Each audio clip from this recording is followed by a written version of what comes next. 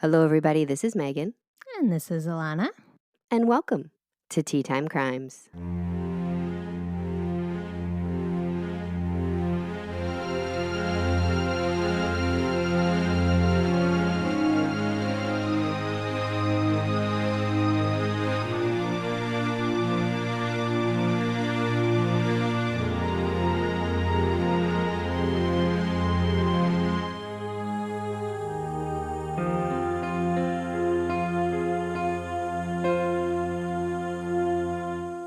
Hello. Welcome back. Welcome back, everybody. And how are you doing today? Excited for today's episode?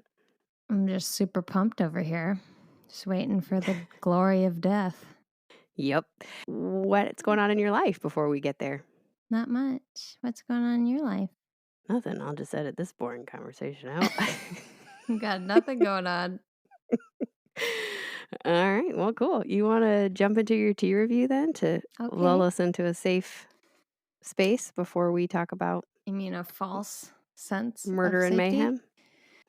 Oh, actually, wait. I do have one thing to say. Okay.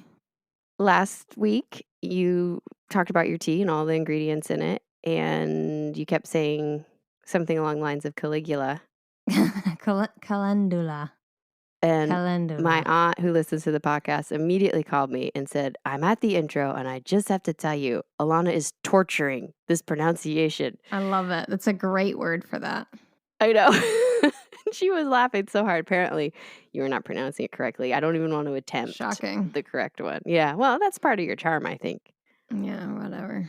I am the charmer. It's true. You're the star of the show. All right. Star of the show. I'm setting you up for Alana success Poop here. Powell. All right. All right. Today we have a Tazo tea, which I don't know if we've done before. I mean, it's a pretty common brand you'd find at most grocery stores. And this is a fun one. So it's inspired by New England. Hey. And get this, it's an exclusive Foragers edition. Oh, my goodness. An expert forager, I assume. I mean, you'd hope. Elderberry, Blackberry. So it's perfect for the end of summer, really grasping onto it. Just the two ingredients? That's the name of the tea. Okay, stop doing other fingers. Scares me. She hates when I put up two fingers. And then wiggles them. I'm wiggling them to get her attention because she's not paying attention to me. Stop it. I'll wiggle however I want. Let me get to the description, then I'll get to the detailed ingredients. I mean, it's not very exciting, but it is better than Twinings. Perfect pronunciation. Dive into a blend of tart elderberry and notes of sweet blackberry. And these are two things that I have foraged myself as well. And live to tell the tale. They're pretty easy in the summertime. Yeah. That was a nibble and see if she died, and she made it, folks. I did. But those are easy to identify. There are poisonous berries. There are, but once you know, you know. You know? Well, yeah, because you could possibly be dead. No. And then you're like, Elderberry whoops. is very distinct. You just have to make sure that it's the right. If you see little white flowers nearby, then it's good. Because that's where they come from. And then wild blackberries are fucking everywhere. Love it. Especially in the South. I've never discovered wild blackberries living in California. Okay, getting off topic. Ingredients, elderberries, orange peel, which is dangerous because it's a strong flavor. So is it going to take over? It's just the peel, though. That's the strongest flavor. Yeah, but it's like a little splash. Boop. We'll see. I've got hope for this New Englander. Chamomile, hibiscus, blackberry juice solids. What does that mean? That's something that sounds awful. I think they just put that sounds blackberry like what juice. happens at the end of your foraging trip. Yeah. After you've eaten nothing but blackberries. Yeah, I got to dig a hole. Back to the tea. Let's get into this. It's very dark because both those berries are dark. Duh. Yeah. I tried to refrigerate it as much as possible before, threw some ice in it. Oh, it's a cold brew? I did not. It's not a cold brew. Did you tell me that? It is. I brewed it normally, but I've iced it. But you've made it a cold brew. I don't call it a cold brew. I've made it a cold tea Because a cold brew is when you pour the water in cold, and it's stupid. So an iced tea? Yeah. Okay. Yeah. I'm with you. Okay. Smells like elderberries. So good job, Tazo, so far. Are elderberries purple or black? They're very, very deep purple. They almost look black. Okay. Yeah. Almost black. Yeah. Ooh, very, very full. I love when you're delighted. That's quite nice. I mean, technically, it's fall when this comes out, and even when we're recording it, which I feel is BS because I still wake up. It's 85, feels like 97. So, that's another thing I should have raged about at the start. Don't put the fall stuff out down here in the South where it's still warm. I don't want to see it. I don't want to see it until I can wear a fucking sweater, okay? Put it away. You can't wait for that. You won't be able to wear a sweater until the day before Halloween. I know. So they have to sell their things before Halloween. It's upsetting. I agree. It's too early. Lowe's is like a Halloween store right now. They were doing it 2 weeks ago. Come on, y'all. It's still summer. Snowball season's still happening. What? Snowballs? So we have seasons here, like snowballs. Yeah. That's one of the seasons. I said, you've skipped fall altogether now. I'm so confused as a New Englander. I actually went and bought a Halloween decoration, and we hit it, and we scared the crap out of Brad, and it was amazing. And me, even though you warned me about it. Yeah, when you come and visit, I'm No. Oh yeah, I sent you a video. I'm gonna sleep with you again then. That's fine. Okay. Brad could sleep in the other room. It's in the garage, so just don't go in our garage. You will pee yourself. Anyway, back to the tea. Oh right. It's very fruit forward. I can't get a lick of the peel. Okay. I told you. It's very berry forward, not fruit forward. The citrus might as well not even be in here. It was just a thought. It was a nice thought. But think about it. The blackberry juice solid, which I imagine is concentrate, right? That's going to take over so much if we're just dealing with other like dried fruit or slivers of chamomile. Like, give me a break. I wonder if the citrus was just to cut some of the flavor rather than be a flavor. Probably. Cut it so it's not too sweet. I do actually sense the chamomile as like a nice base. Yeah. It's like feathering my tongue right now. Gross. And the rest is just pure summer. So cheers to that. Good job, Tazo. Summery thumbs up. All right. There you have it. She's delighted. I'm very glad I iced it. Me too. You ready? I don't know. You only know. You're not going to love everything. Okay. But this case, I started off one way, and I don't know. I kind of changed it up a little bit towards the end. So we'll see where you land. That tells me nothing. Nope. Shouldn't. In December of 1927. Okay, so it's an appropriate time for you. A man by the name of J.F. Nash was passing through Tucson, Arizona. He decides to set up camp for the night. He finds a spot on the edge of a ranch, and he hunkers down. Tucson is experiencing a very bad windstorm. So Nash took some extra precautions. And as he's securing his tent, his foot sunk into the ground. What? Quicksand. Looking closer, Nash notices something a little out of place. So he moves the dirt aside, and only 6 inches deep, the bones of a bare foot are protruding from the earth. Ew. Nash calls for the sheriff immediately because his night is ruined. But it's bones. There's no flesh. It's a bony foot.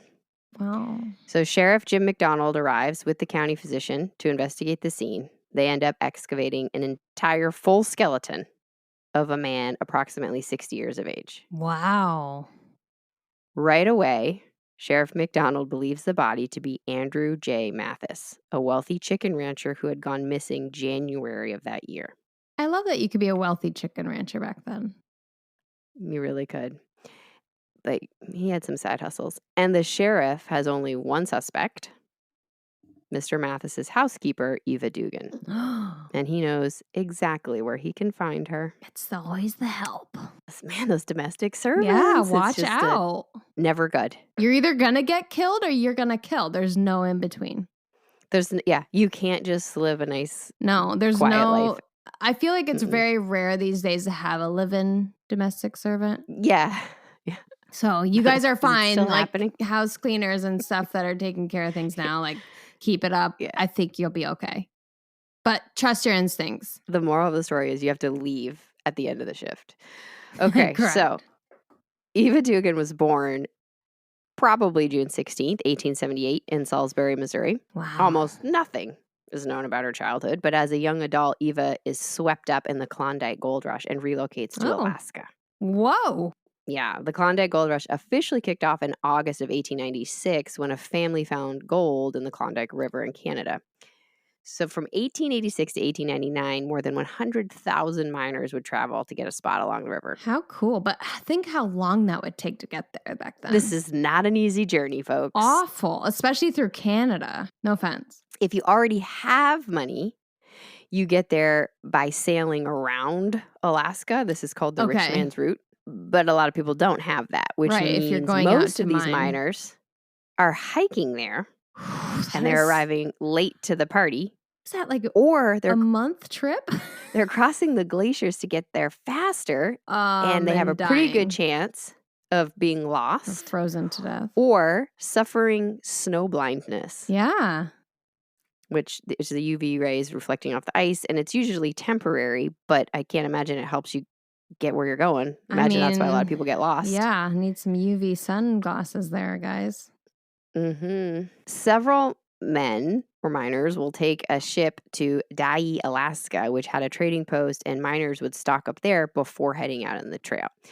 This leads to a boom of business for this town, not just for traders, but also seamstresses, cooks, laundresses, and sex workers.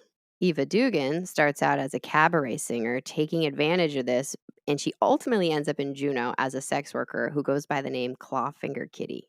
Just my favorite. I wish it was my name. What? Yeah, I don't know. Maybe a lot of scratching going on. Clawfinger. You don't like the name? I thought you'd love it. I do love it, but like it sounds dangerous sexually.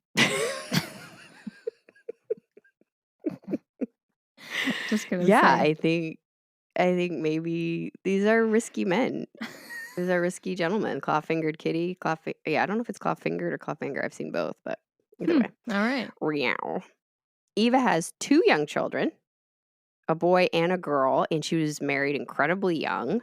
Sources vary on when she had these children. Some say she already had them by 16. Some say she was married at 16 and then immediately had the children. Either way, she's a teenager. Yeah. And her husband abandons the family. She is left absolutely destitute and good job, husband. Needs a way to support and feed her children. Yep.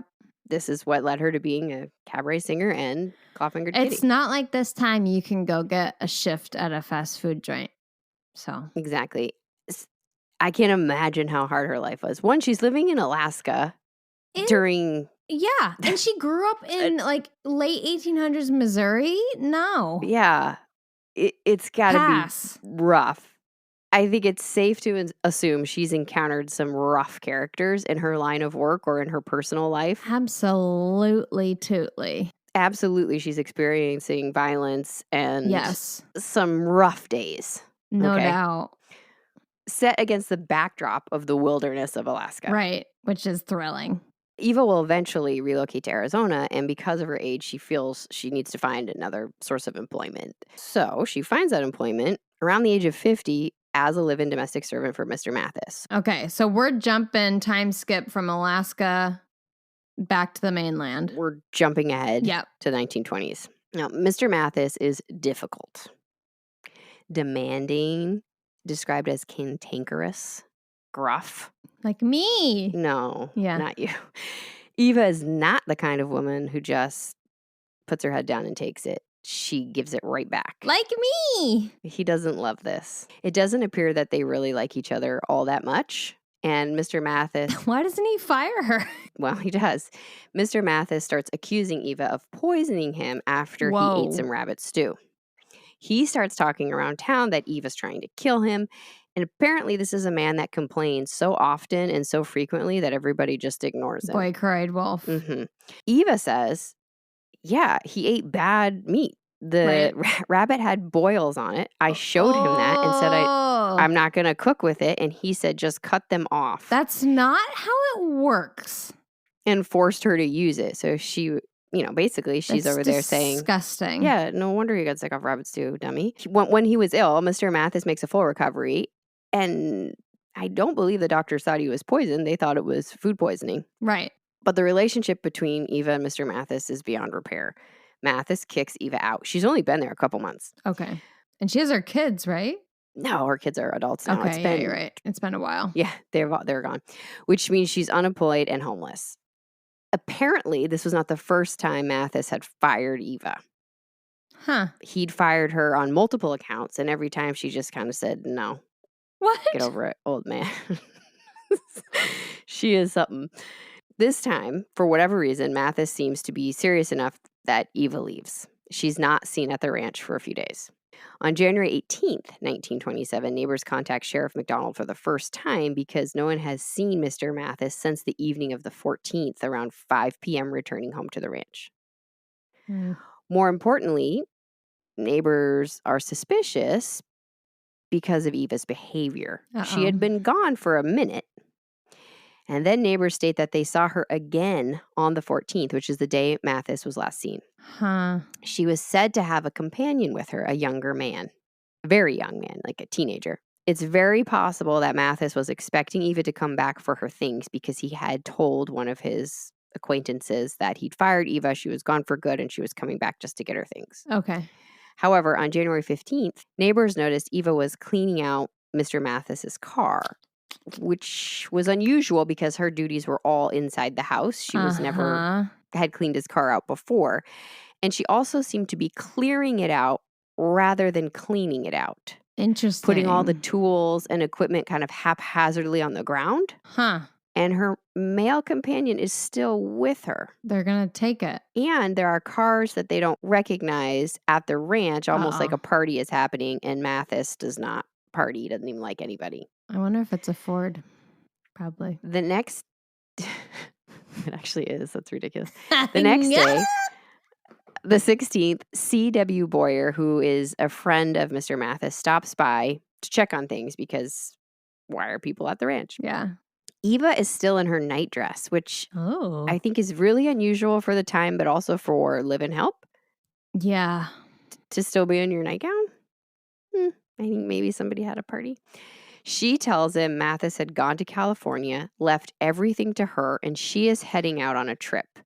Since Eva doesn't know how to drive, Mathis had hired a driver for her, a.k.a. the young man. Oh, that's so nice. C.W. Boyer even helped them start the car to show them how to do it, and the young man stayed clear of Boyer, keeping his head down at all times.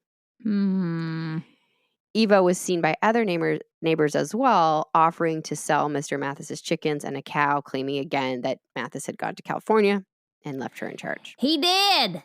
C.W. Boyer's a little suspicious. He goes back to the ranch the next day to make sure the animals are taken care of. Yeah. Because whenever Mathis wasn't able to take care of the livestock, that's what Boyer would do. So he goes to the ranch to take care of them. There are only 84 chickens left out of the original 140. Oh, he believes Eva has sold some. I can't imagine having that many chickens.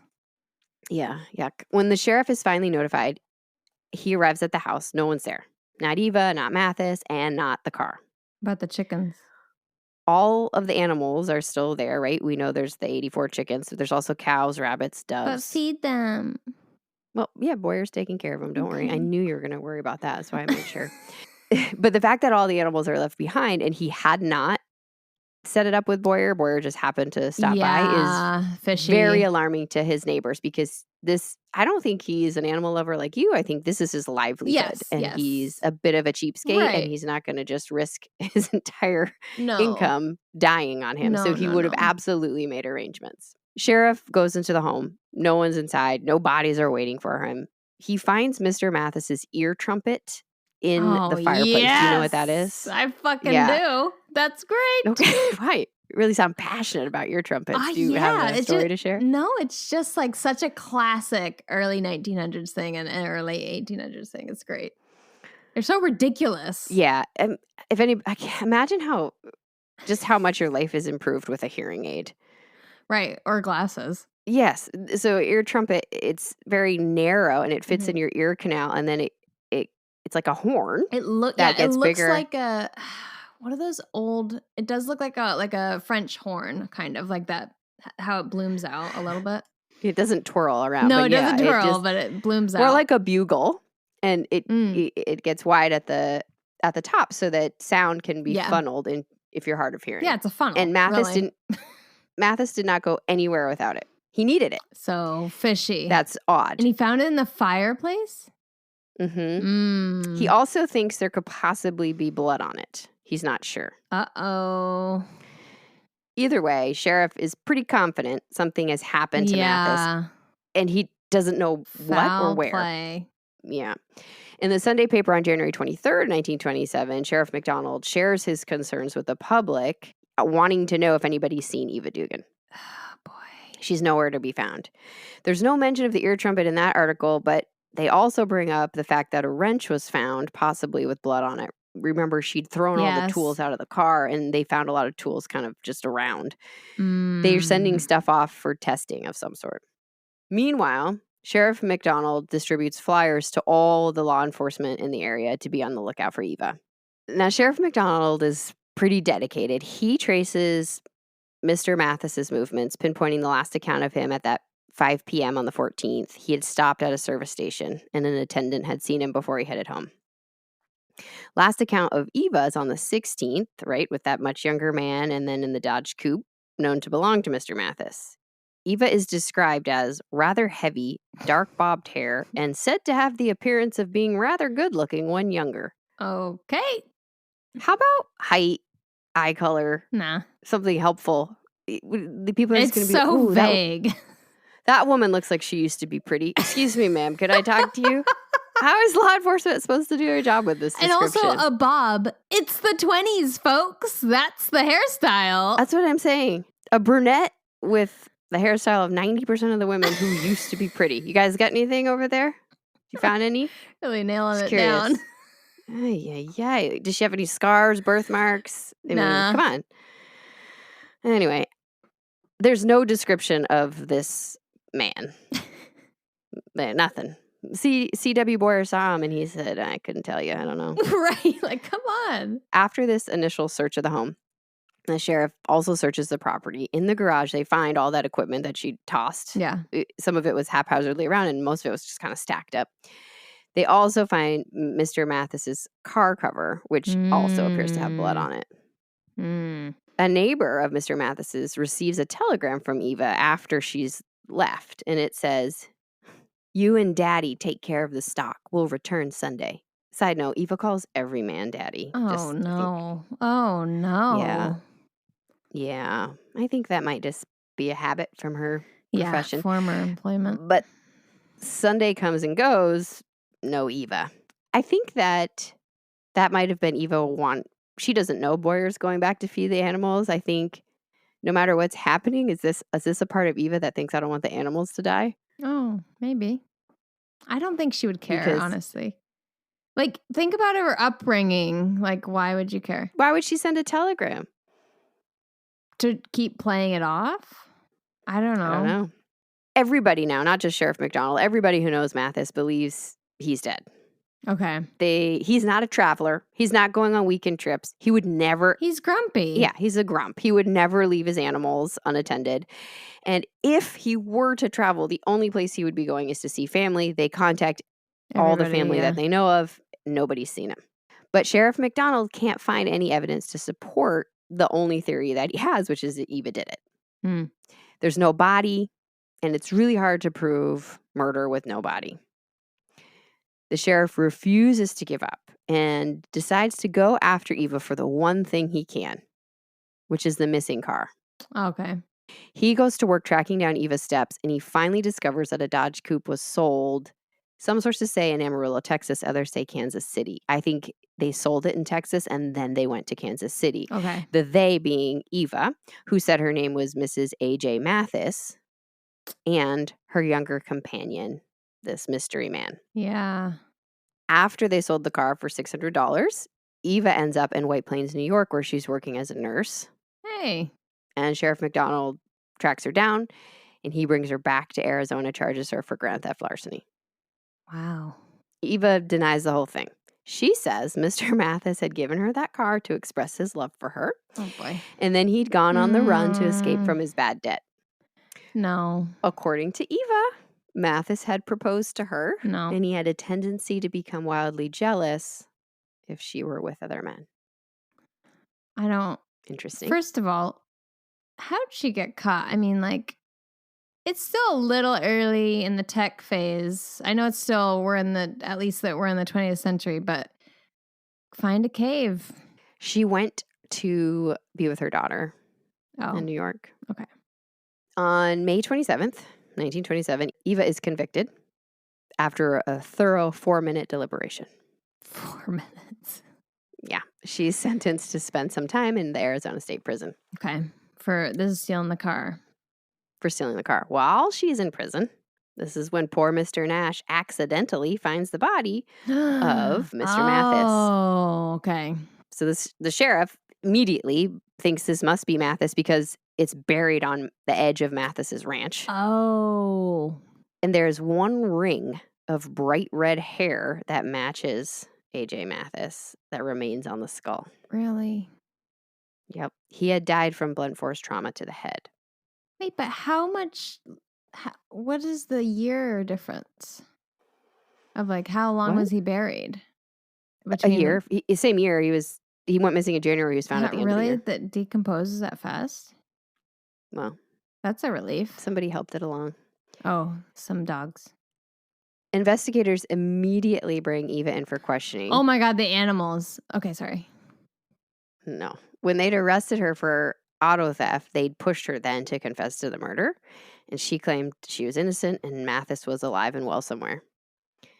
Now that they have the body, they have a case and they are determined. So they can formally convict her. So picture this. Eva's in prison for the car theft.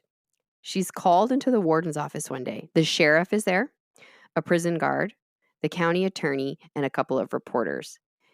These men have put Mr. Mathis's skull on the corner of the desk, hoping to scare Eva into a confession. Is that legal? This lady walks in, all smiles, gives a warm hello to the sheriff, like, hey old McDonald. Nice to see you again. Nice to see you again. Thanks for escorting me back here. Appreciate it. Sits down in the chair that they've placed right in front of the skull. And they ask her, do you know this man? And then they, big flourish to the skull. It's a I don't know skull. how you Thank you. And she I would glances not be at able it. to do that, I don't think. Like, I don't think I'd be able to recognize you or Chris. Thank you. I agreed. Yes. Maybe you could recognize me because of the weird hole in my nose now. Since you pointed that out so many episodes ago. I did? But yeah. Yeah, he said, it's going to be weird when they find your skull and they wonder what surgery you had. Which is very comforting post-surgery. Thank you. She looks at it and says, don't know. Which was probably, she does know if she did it, but she's, and I don't think you could plunk down any skull and have anyone recognize it. No. Eva maintains her composure through the whole thing. When they tell her the theory that this is Mr. Mathis, we found the body, we know you did it, she says, I did not have anything to do with burying him, and if I had, you never would have him, nor would anybody else. Whoa. Yeah, but also you just said burying, not killing. Yeah, good point. Good point. She claims Mathis left with the younger man, who she calls Jack, because he'd been hired as a driver. And that's the last she saw of him. She is questioned for 2 hours, refusing to break. When she's finally allowed to go back to her cell, they tell her they are going to bring charges against her for murder and she will go to trial. She says, make it after the first of the year, will ya? Don't spoil my Christmas. The sass. That's what I'm saying. I know she might be a murderer, but I kind of like, all right, Eva. The sheriff believes Mr. Mathis was beaten in his sleep by Eva because she was so mad about being fired. Girl, get another job. Then she dug a shallow grave, poured quicklime to speed up the decomposition, and got out of town. Got it. Initially, the sheriff thought that Mr. Mathis was actually beaten with the ear trumpet. But then, once they excavated the body, they say that he was hit with an axe. Okay. I don't know. I mean, Something. axe feels a little bit more of a better weapon. Yeah, the ear trumpet It isn't would- that heavy. Right, and It it's would take not a that minute. big.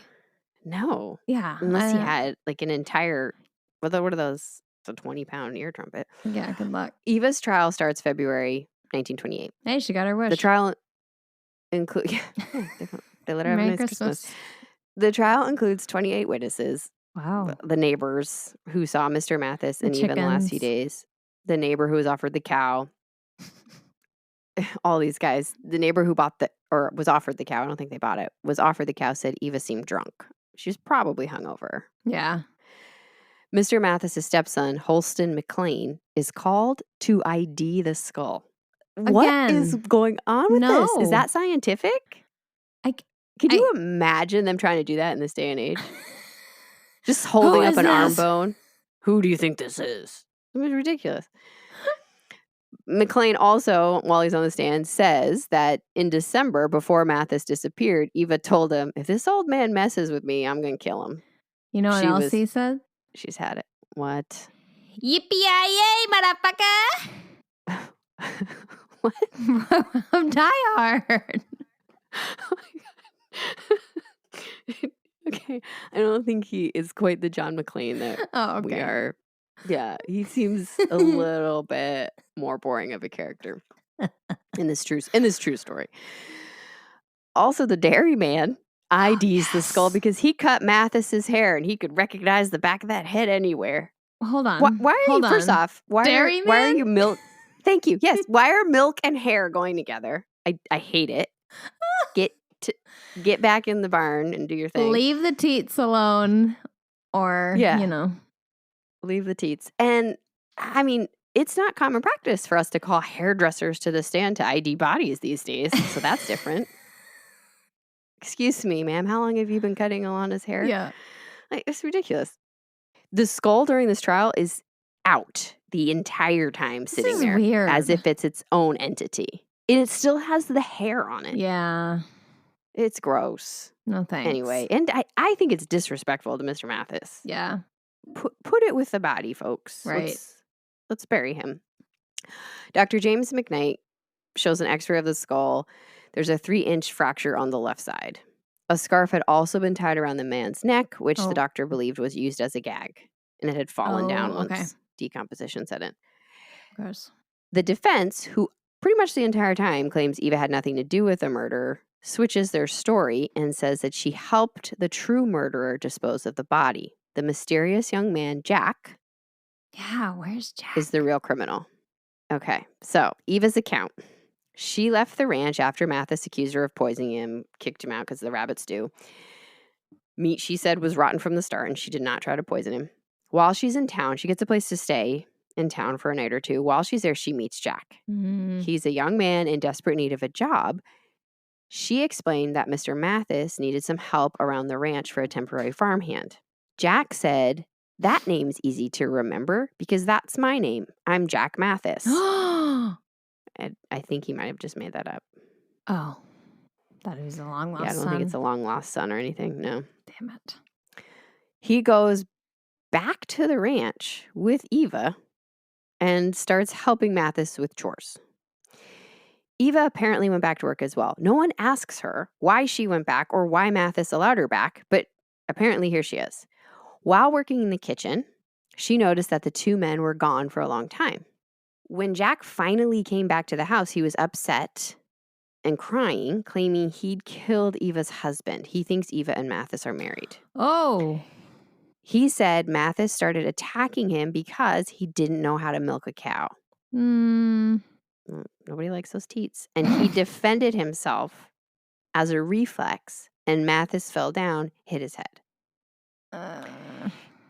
Eva said she followed the boy out to the body, tried to offer first aid, and then her and Jack carried Mathis into the kitchen where she continued to try to save him. It was no use. And Jack, during this, realizes Eva doesn't actually own the ranch and she's just help as well. And he asks her to keep his secret. He will keep hers. Because if she is just hired help, no one's going to believe her. He says he's just been released from prison in San Diego. Eva claims that she insisted they call for help, but Jack says, "You can, but I'll be gone and they'll blame everything on you." So she agrees to help him get rid of the body. They put it in the car together, and then Jack drove away, which is probably how blood got on the car cover. What about the scarf? I don't know. They must have gagged him at some point. This is Eva's new story. Yes, it doesn't feel like it adds up to me.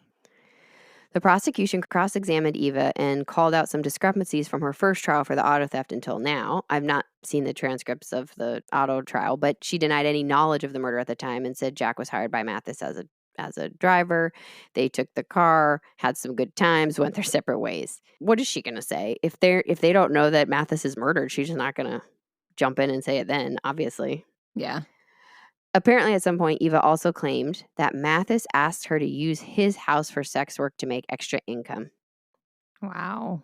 He would allow her to entertain clients there and he'd take a portion of the money. That's literally called pimping. Yep. The prosecution doesn't believe this, although I kind of do. And they attempt to tear it apart. And Eva says that Mathis liked her having extra money, and that he was jealous of her when she was with other men because apparently he was also sleeping with her. Isn't he a teenager? I don't know what's right. What? Didn't you say he was a teenager at some point? No, Mr. Mathis. Oh, the Mr. rancher. Mathis. Good Lord. No, not the I meant teenager. Mr. Mathis. So the whole time she'd been there, Yeah. she's saying that he was using his ranch as a brothel. Yeah. I can see the like kicking out, come back, kicking out, come back. Because Yeah. it's more temperamental and like obviously more intense. I kind of feel like that might be true. Yeah. Because Mathis was also known around town kind of bragging about the fact that he'd been able to pay off some of his debts recently. Where is he getting this extra money? Not the chickens. Anyway, Eva has lied so many times. It makes it really hard to get her story straight, and there's no sign of Jack. For a moment, investigators think Jack may be the murderer, Edward the Fox Hickman, who at the time of Eva's trial was charged with the murder of 12-year-old Marion Parker in California. They brought in mugshots of Edward, and Eva said he looked a lot like Jack, but she couldn't be 100% sure. The reason they thought Hickman might be Jack was because Hickman was known to be in Arizona around the same time Mathis disappeared. However, police in LA are not about to let Hickman get swept up into this because they want to bring him to trial for Marion. Oh, I see. So they pretty much shut down access. And Hickman ends up being hanged October 19th, 1928. Whoa. Now, the prosecution leaves the jury with an image of Eva, who is a woman who murdered an elderly man, and they drop casually into their closing argument that they believe Mathis was buried alive. I don't know if that's true. The defense does the best it can to paint Eva in a sympathetic light as a woman who had no choices, had to run because of the life she'd led, knowing no one would believe her because she'd been a sex worker and a domestic servant. They really focus on the lack of evidence and refute what evidence existed. For instance, this skull fracture. Yeah. They say, could that have been an old fracture and the reason why Mr. Mathis couldn't hear out of that left side? Forensics is not great at this time. Yeah. They also question if this is even Mr. Mathis because they are already calling into question, hey, maybe it's not the most scientific way to have his stepson look at his skull and say, yep. They claim all of the evidence is circumstantial and that without having Jack, without having more evidence, you can't possibly convict Eva. At the end of February 1928, a verdict of guilty is returned after just a few hours. The automatic punishment for first-degree murder is the death penalty at that time. Upon hearing her sentence, Eva looks the jury straight in the eye and says, well, I'll die with my boots on and in full health, and that's more than most of you old coots will be able to boast on. Got him! Take that, jury. If her death sentence is carried out, Eva Dugan would be the first woman put to death in Arizona. Man, we're seeing these firsts and lasts over here. I know, I didn't even mean to. But nationwide, this is on the heels of some very public female executions, one of those being Ruth Snyder, which we covered in a previous episode. There are several people who believe in Eva's innocence. or at the very least, believe that she should not be put to death due to the lack of evidence and the fact that Jack was never found, although seen by people. There's clearly another man there. I Yeah. mean, other people attest to that. Men and women protest in support of Eva, and the vice president of a committee to abolish the death penalty even goes to Arizona to speak on Eva's behalf. Before her execution on February 10th, Eva receives a letter at prison, and it reads, "Dear friend, sorry you had such a bad break and have decided to come out and explain how I had to hit old man Mathis. He was coming at me with a knife and would have killed me if I had not struck him. You ought to have killed him because he was trying to run off without paying for what you had done for him just because he was stuck on that woman in Tucson and wanted to bring her out to take your place. But you had nothing to do with it. You just run away with me. I want to get some more evidence and some more money. Yours truly, Jack." What? Eva wrote back and put it in the paper. "Friend Jack, received your letter this AM, but I want to know for sure it is you. Kindly write a letter to my attorney, Stanley Samuelson, Tucson, Arizona, and to the warden, Low Wright. Tell him what the woman's name was that rode to town with us, also the name of the man that got water at the well, and how far from the house, and in what direction did you bury the old man. Answer these questions, and that will clear me of everything. Eva Dugan." No letters were ever received from Jack after that, and he was never located. What? That's not fair. On February 12th, the state parole met to decide if there was any reason to overturn or delay the execution. They ruled there was not. Trying to delay the inevitable, Eva and her legal team attempt to rule her mentally unfit to be executed. The basis for this is that due to her years as a sex worker, Eva had syphilis, and left untreated, this can affect cognitive abilities. The trial takes place 3 days before her scheduled execution. Eva's already made preparations for her own burial. She sewed her own dress so she wouldn't have to be buried in her uniform. Oh my gosh. And bought her own coffin so that she would have more than just a pine box. Jeez. She fell just short of the full amount needed, so she sent her father a note that said, this is sad, "Have to die Friday. Wire warden $50. Will be buried in Florence. Eva." Wow. Yeah. Eva was pronounced sane at the trial, and the execution was set for 5 a.m. February 21st, 1930. Fuck you, Jack. The prison reported several possible claims Eva had to carry out her own death sentence, claiming that they had confiscated a bottle of poison and found razor blades in the belt of one of her dresses the night before. But Eva was incredibly well liked in prison by the wardens and the guards. The warden said she was the best prisoner he'd ever had, and he hated to be the one to carry out the death sentence. Eva was never mean to them or acted out towards them. She kept saying things along the lines of, "I'll show you guys how a woman can die." And if she made a request, telling them to hurry up, saying things like, "I don't have much more time left. You guys want to get that for me?" Always kind of joking with them about it. And she was like this from the start. She was incredibly calm the hours before her death, only showing emotion for 2 occasions. The first one, when she learned that her father, which was her last dying wish, would not be able to visit her before she was put to death. Jeez. She believed he would come if he could. And he said to the newspapers that he was very sad that he couldn't make the trip. He was well into his 80s. And I think his health was a big part of it. He said he believed Eva was innocent and convicted on prejudice. The second show of emotion was when Eva received a telegram from her daughter. Yeah, I was waiting for that. Through the entire trial, she refused to state her children's names because she did not want them swept up in this. She would not. Good for her. And the only reason that her daughter's name was leaked was because her daughter sent the correspondence. Yeah. And the note read, "My dear mother, be brave. God is with you. All my love. I will pray for you." And Eva kept this close to her in her final days. And even though she appeared totally sassy and fine on the outside, witnesses said she would constantly reach over and just put her hand on the note. Yeah. Lots of telegrams and flowers were sent to Eva in her final days. She read every single note, but she refused any of the flowers. She said, "Save them and put them on my grave." For her last meal, Eva was permitted to cook her own oyster stew, which seemed weird. Okay. Then she packed up a few things she had, sent them to her sister-in-law, who denied ever even knowing a woman named Eva. Okay. At 4 a.m. that morning, a handful of reporters were allowed to interview Eva she said, I really don't have anything new to say. I didn't do it. But she met with them. And she said, I'll have nothing to say but goodbye. I'm going to show the world I can take it. Every reporter that left that morning contributed to her coffin fund by leaving behind $1. Yeah. As the guards were walking her to the death house, she said, I love everyone connected with the prison. You have all been good to me, and I can't blame you for what the law is going to do to me. Wow. I know, right? That's what I'm saying. I'm really coming around. Yeah.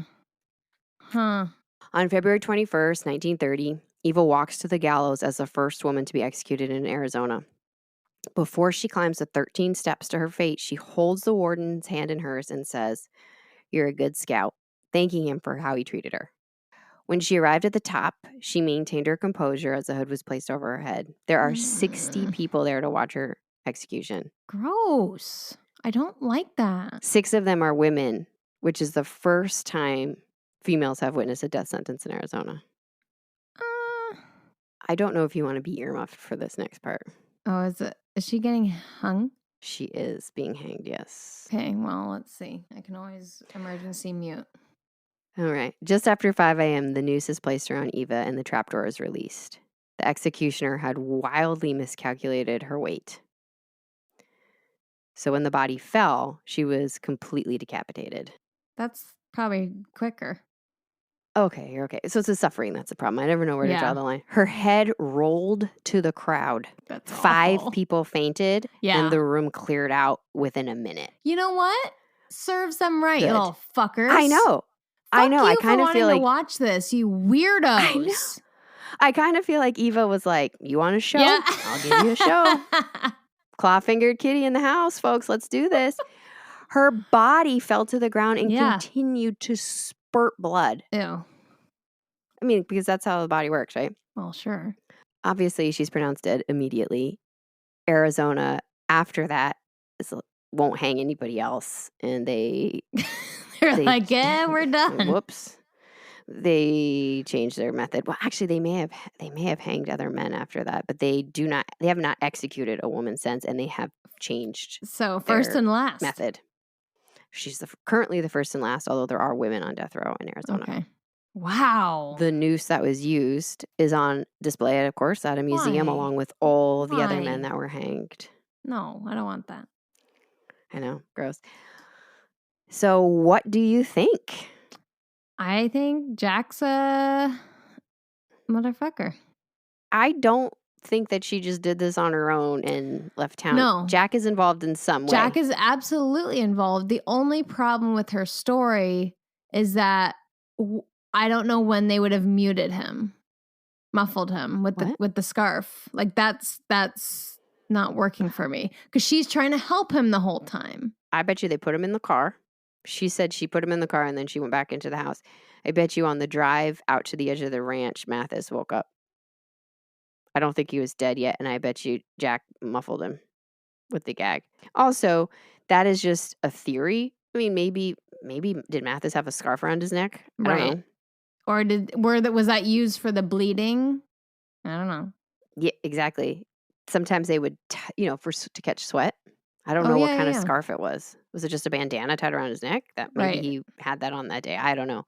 Wow. However, it also came out in the trial, although there are absolutely no details, that Eva had been married not just the one time, but multiple times. And they claim that all those men died mysteriously. Some others claim that they vanished. I just don't, but that's all they say. That's a big part. I know, but there's no details. Did they? Did they really vanish? Was she really married? That it's just a single sentence in every article. And obviously the assumption is that she's a black widow. But I don't know. I don't think she was poisoning Mathis. I truly think he was a cheapskate who ate a bad rabbit. Yeah. If she was a poisoner like we've seen, usually that poison creeps out to tons of other people. Yes. Nobody we've seen who kills their husbands with poison. There's always children, neighbors, friends, elderly parents. Yeah. They can't stop. Is it crazy to think that a woman who is a sex worker and in desperate situations might not be marrying the best men in the world who do abandon or are doing dangerous jobs like mining and maybe are truly dying at young ages? I don't know. But that is something that was put out there. You obviously tell so many details of the story, and if you're just writing one sentence about this, then it feels like contrived a little bit. Like, where's the evidence? Where's the story behind those? Who are those men? What did they do? How did they die? I know. How is there not more information on it? And I do think the fact that she was a sex worker who had been married multiple times, they go Always in go, thinking yep, we yep, know exactly what happened here. yep. And maybe she did. I don't know. Maybe she is Yeah, a I don't murderer. I know. don't think she deserved the death penalty though, simply because they could not find the other person present at the murder. Right. Feels like too loose. And I think, just the way she acted towards the end, we don't see the other women, what's her name? Gosh, who's the woman who murdered everybody and let her boyfriend sleep with her daughter? Oh, God, that bitch. Mary Forget it. Frances. Yeah. Right? She could barely move. She was Right. playing such the victim towards the But end, right? I could see Eva being tougher just because she's had a tougher life than a lot of She's these clearly a women. tough woman, whether Yeah. she's a murderer or not, Right. right? You're not surviving as a single mother Oh, in my 1900s gosh. Alaska unless you've got Right. some grit. She is Yeah. grit. I don't know the end, but I kind of fell in love with her sass a little bit. Yeah. Just calling people Absolutely. coots. Oh, You old coots. oh, coot. Great. It's a great name. You pointed out in the beginning, it's weird that she said if I'd buried him, Yes. you wouldn't have found him, and not said if I'd killed him. Yeah. And that was a really good point There's because a choice of word there. yeah, the truth maybe was leaking out a little bit. Mm-hmm. And that story does make sense if this is a man who's murdered before, been in prison before, and he says, yeah, go ahead and call the police, but I'll be gone. You don't know how to drive, so I'm Yeah. going to steal the car and be gone in 5 seconds, and they're going to think you did it. You're a sex worker who Yeah. it just got fired. Good luck with you. Yep. No one's going to believe her, but I would love to know where her husbands are. That would help shed some light on some would. things. And I bet she has had to bury before just because of that choice of words. Like whether she killed someone or not or was involved in something. I think she's buried a body before. You're like, you know what? I bet you one Friday night she probably had to bury a few bones. Why? Why? Think of Why it. is Like she she's been in Alaska. She's been in some super dodgy situations. Who knows? Maybe the girls one night in the brothel had to fucking kill somebody because they were attacking the women and they had to bury them. You've gone wild. She said, if I'd buried him, you'd never find him. Confident. Like, she's done that before. She's smarter than Jack, I think is what she's saying. She's lived a life. Yeah. I bet you she's had to bury at least wild animals. Yeah. Can't leave things You're out. in Alaska. Or you'll attract. That's what I'm saying. Shit's crazy up there. Yeah, I don't know. But man, she's likable. She put on a show. She's very likable towards take out the murder, Yeah. She's very likable in prison. The warden really liked her. I'm just mad at Jack. Well, I mean, what are you going to do? What do you think of that theory that it's the other man who was murdered? I know. I think she would have recognized him. She spent a couple days with him. Yeah, I But don't know. mugshot, I would love to know the picture she looked at because mugshots back then, I mean. Right, who knows? Was it blurry? Was it a good likeness? Yeah. But a man was there. Boyer saw him. Mm-hmm. Yeah, Boyer, I don't know. useless. I mean, thanks for taking care of the animals, but like, come on. Get a good look. Assist. I would have liked Eva to at least spend out the rest of her years in prison just hamming it up. Being nice. Do you know she spent how she raised her coffin fund is to charge $1 for interviews. Oh. And also she did all this beaded work and sold it. She's a woman who she's flexible. She can make do with what hand is dealt to her. Exactly. No matter what. Yep. And I would have liked to see her live out her days in jail.